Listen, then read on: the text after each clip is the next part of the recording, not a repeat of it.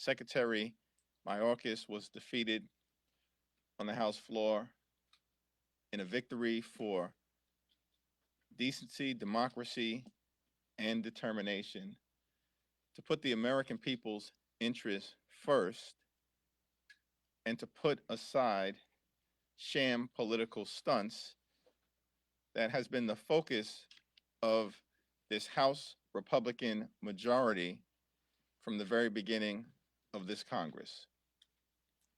The American people deserve more common sense, less chaos, less confusion, and less cult-like behavior.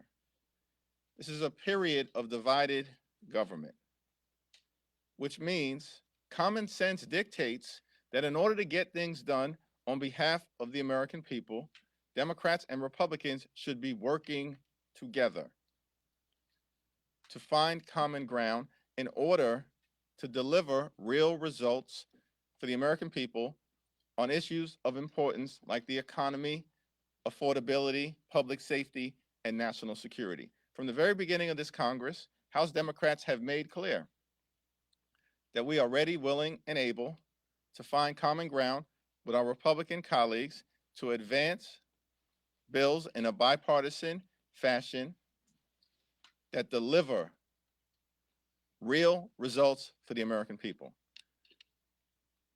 On the national security front, it's time to put the political stunts aside and to come together as Democrats and Republicans so we can support America's national security interests, our military readiness, along with our allies throughout the world, including Israel, Ukraine, and in the Indo-Pacific. It's my hope that that's exactly what will take place in the Senate and in a few days in the House of Representatives.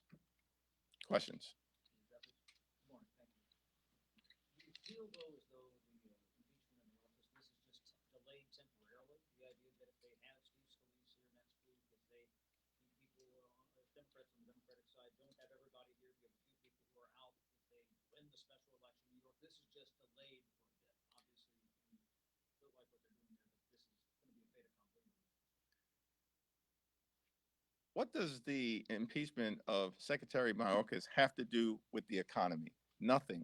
What does the impeachment of Secretary Mayorkas have to do with addressing the affordability issues in the United States of America?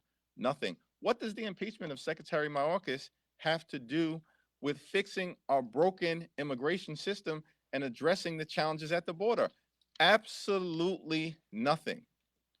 It's incredible to me that instead of extreme MAGA Republicans pivoting to working with us in a common sense way to solve real problems for the American people, their focus is on how do we get Steve Scalise back to Washington so we can continue to do the bidding of Marjorie Taylor Greene and Donald Trump and impeach Secretary Mayorkas. That tells you everything we need to know about this do-nothing, chaotic, dysfunctional, and extreme Republican majority.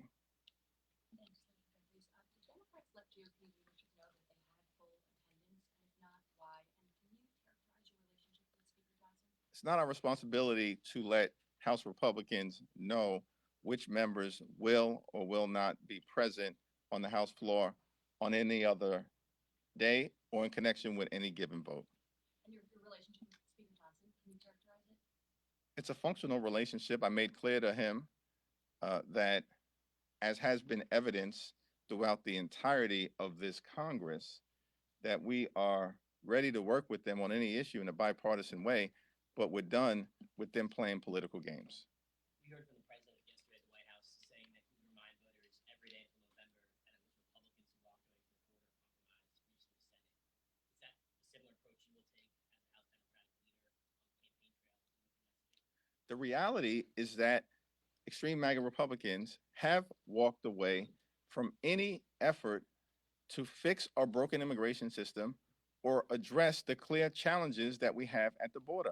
President Biden has made clear, Senate Democrats have made clear, House Democrats have made clear that we want to work together to address the challenges at the border. We need a strong border, a safe border, and a humane border. And we want to work together to make sure that we bring that about on behalf of the American people. What the extreme MAGA Republicans have chosen to do is to follow orders from Donald Trump, the puppet master, who has clearly instructed Republicans in the House and in the Senate to walk away from their own bipartisan border security bill. This is extraordinary. This is the height of cynicism. Once again, they are embracing chaos and walking away from common sense. So, yes, I think it's incumbent upon all of us in Washington, D.C. to make sure we are continuing to point out our willingness to work together with our Republican colleagues to solve the border issue, but to do it in a manner that channels common sense and runs away from the chaos that they apparently would like to continue to foster here in Congress, throughout the country.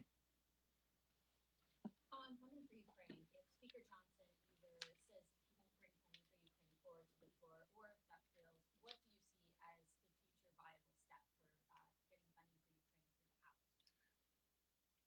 We need to move forward in the next few days upon our return to Washington early next week on a comprehensive national security legislative package that provides support for Israel, support for Ukraine, support for our allies in the Indo-Pacific, and provides humanitarian assistance to Palestinian civilians who are in harm's way in Gaza and others in war zones throughout the world who are in peril through no fault of their own. That's the only path forward. It's the one that has been articulated clearly by President Joe Biden, as well as has support from bipartisan majorities, we believe, in the House and in the Senate. We'll see what the Senate does in a few hours. But either way, here in the House of Representatives, the only way forward is for Democrats and Republicans to come together to meet the national security needs of the American people in a bipartisan fashion. And that is exactly what we are committed to do in the next few days. Kevin? When it comes to Tuesday's election, maybe ask an obvious question: how much did last night underline the importance of the result of Tuesday? And two, how much are you going to be reading into the results on Tuesday as to what could happen in November? Well, the special election on Tuesday is a race between Tom Suozzi and the Republican candidate who has embraced the most extreme positions on the other side of the aisle. Tom Suozzi is a common sense, get stuff done kind of public servant who has demonstrated that throughout his entire career. And that's the record and the vision that he's presenting to the people of Nassau County and Queens in advance of Tuesday. And we put it in their hands. As always, trust the judgment of the voters. And let's see what happens in the aftermath of the election as to what it all means. Mr. Leader, you very articulately pointed out the dysfunction that exists now in Congress, but fundamentally it's led to nothing getting done. How concerned are you, given the current environment right now, that just the basic functions of government are not going to move forward here over the next couple of months? There's a long list of things that need to get done, including the funding of government. How much in danger are those priorities right now, given the current environment? The lesson from yesterday's continued chaos, dysfunction, and extremism is that the Republican my way or the highway approach is not going to work. period, full stop. It's not going to work. And so when they have chosen to continue to embrace a my way or the highway approach, we see the disaster and the dysfunction that results. When my Republican colleagues have chosen to partner with Democrats in a bipartisan way, often led by Democrats, we are able to advance the ball for the American people. That's the lesson to be drawn from this Congress. Democrats were able to lead the effort in the House to make sure that we avoided a catastrophic default on our nation's debt that would have crashed the US economy. And we partnered with Republicans to get that done. Democrats have been able to repeatedly lead the effort to avoid a government shutdown and make sure that we are funding the government in a manner that meets the needs of the American people in terms of their health, their safety, and their economic well-being. And Democrats, as recently as last week, were able to lead the effort in the House of Representatives and partner with Republicans to enact a tax package designed to improve the lives of the American people in terms of the child tax credit enhancement and the enhancement of the low-income housing tax credit.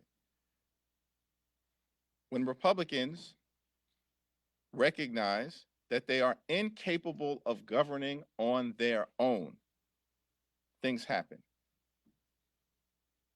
When Republicans choose a my way or the highway approach, as was the case in wasting time on the Mayorkas impeachment, they crash and burn.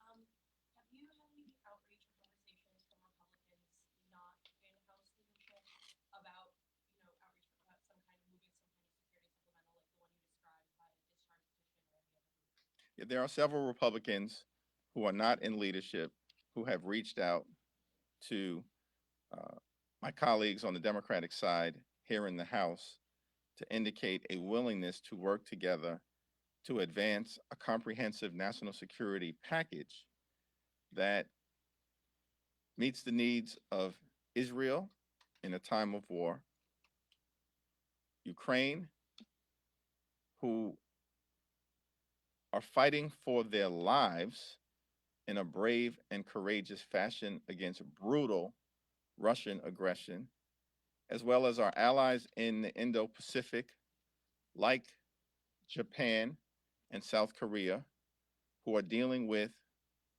the threat of China and North Korea, and of course provides humanitarian assistance to civilians who are in harm's way. There are Republicans, we believe, who have increasingly recognized that the my way or the highway approach of MAGA extremists is not working. But at the same time, one of the top Republican priorities apparently is now advancing a resolution led by Marjorie Taylor Greene, Matt Gaetz, and Elise Stefanik that is designed to allegedly exonerate Donald Trump from the events of January 6th and the violent insurrection. This is what they're focused on. With all of the challenges facing the American people, House Republican leadership, apparently once again directed by Donald Trump, has chosen to focus their energies not on the economy, not on public safety, not on the border, not on America's national security interests, but on trying to exonerate Donald Trump. You can't make this stuff up. And the American people increasingly have shown that they've concluded that this is a do-nothing Republican Congress not acting in America's best interest. Mr. Leader, could you talk a little bit more about the border deal between the senators and the White House? And you put out a a statement saying you were reviewing it. Now we know it doesn't look like it has a future in the near term over in the Senate. But the issue remains, and I'm wondering what you saw in that bill that you thought you might like or is worthy of consideration further. Well, in the House, we're going to continue to have conversations within the Democratic caucus about ways that we can, in a more comprehensive fashion, fix our broken immigration system and address the clear and present challenges that exist on the border. Over the last few weeks, we have been convening in an informal way with stakeholders all across the House Democratic caucus to discuss a path forward to address the challenges at the border. And now it's clear that we're going to have to accelerate those conversations in partnership with President Biden, the administration, and Senate Democrats, because we actually want to solve the problem. Republicans have been ordered by Donald Trump not to solve the challenges at the border, but to continue to play political games because they want to use the border as an electoral issue in November, and that's going to backfire. The Republicans thought they set a border trap for Democrats, and they fell into it themselves. On the foreign aid piece, on the national security piece, just to clarify, does that mean that you support the Senate bill now that the border language is out of it? I would like to review the legislative effort that will now be before the Senate in the next few hours, but in principle, it's certainly something that I support because we have to move forward in a comprehensive way to address our national security issues after extreme MAGA Republicans have held our national security issues hostage around the border for months and now have abandoned their own position. If you could speak a little bit to kind of the vote yesterday, both really high-profile messaging priorities for the GOP leadership, Israel. Uh, could you speak a little bit to managing the coalition? What do you see as the problem? You're a leader of a coalition, and you studied under perhaps one of the greatest coalition leaders in modern history, Nancy Pelosi. What do you see from the outside looking in? Give us a little bit of a diagnostic. Well, correction, the greatest legislative leader in our view in American political history, and that continues to be proven over and over and over again by the Republican dysfunction. Under House Democrats, we had the same exact margins in the last Congress, the same exact margins. Republicans have produced chaos, dysfunction, and extremism under the same margins under the leadership of Speaker Pelosi. We produced the American Rescue Plan, shots in arms, money in pockets, kids back in school, the Infrastructure Investment and Jobs Act, which will create millions of good paying jobs and clean water in every single community, gun safety legislation for the first time in 30 years that will save lives, the CHIPS and Science Act to bring domestic manufacturing jobs back home to the United States of America, and the Inflation Reduction Act, the largest investment in combating the climate crisis in the history of the world, setting our planet on a sustainable trajectory forward, strengthening the Affordable Care Act, and driving down the high price of life-saving prescription drugs for millions of Americans, including taking the price of insulin from $4,000 a year to $35 a month. Democrats under the leadership of President Biden and Speaker Pelosi, partnering with Senate colleagues, were able to do all that with the same exact margin that Republicans have right now. As House Democrats, we actually care about governing. That's the difference. We are here to serve the American people, to get things done, to fix problems that the American people are facing, to put people over politics. And we're going to continue to fight for lower costs, to grow the middle class, to defend democracy, for reproductive freedom, and for safer communities. And in that quest, we will always have exuberant conversations with each other. We don't run away from that, we embrace it. But then at the end of the day, what we do on our side is to exercise common sense and find the highest common denominator so we can advance the ball for the American people and then live to fight another day with respect to what has been left behind. That's our approach. And it has worked for the American people. And this my way or the highway approach by the extreme MAGA Republicans is failing the American people. Just curious. Then I'll get to you. Do you directly appeal to Congressman Green to leave his hospital? Al Green is a great American, a great patriot, and a great public servant.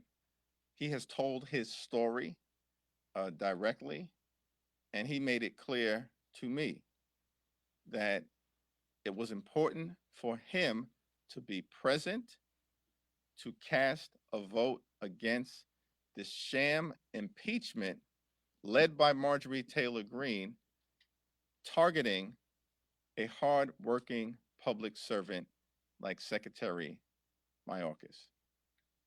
Last question. You know, there's a growing push both in Congress and on the campaign trail for a constitutional amendment to term limits. Is that something you would support for the Democratic Conference? We haven't had that conversation, but there are term limits that are in place pursuant to the United States Constitution. It's every 2 years.